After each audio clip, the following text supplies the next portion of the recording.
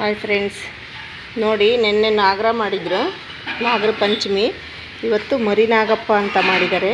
ಅಂದರೆ ಮಣ್ಣಲ್ಲಿ ನಾಗರನ್ನ ಮಾಡಿ ಅದಕ್ಕೆ ಹಾಲೆರೆದು ನೋಡಿ ಶಾವಿಗೆ, ಹಳ್ಳು, ಅದೇ ನಾವು ಪೇಡ್ಲು ಅಂತೀವಲ್ಲ ನಮ್ಮ ಕಡೆ, ಆ ಥರ ಹಳ್ಳು ಮತ್ತು ಬಿಳಿ ಶಾವಿಗೆ ಹಾಕಿದ್ದಾರೆ, ಕಡಲೆ ಹಾಕಿದ್ದಾರೆ. ಅದಕ್ಕೆ ಅಕ್ಷತೆ ಹಾಕಿದ್ದೀರಾ? ಅಕ್ಷತೆ ಹಾಕಿದ್ದಾರೆ ಮತ್ತು ಕಾಯಿ ಹೊಡೆದಿದ್ದಾರೆ.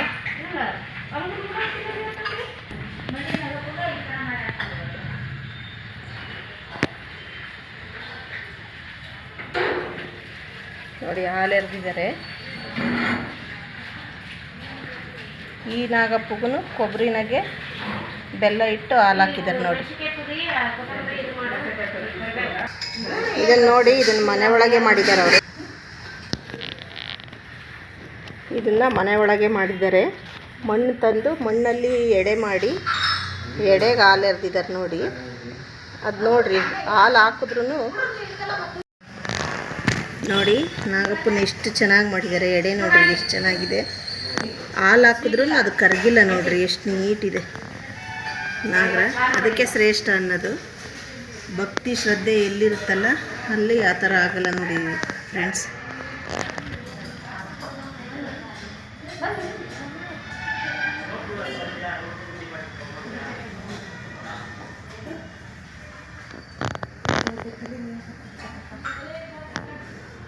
ಖುಷಿಯಾಗುತ್ತೆ ಫ್ರೆಂಡ್ಸ್ ಇದೆಲ್ಲ ನೋಡೋಕ್ಕೆ.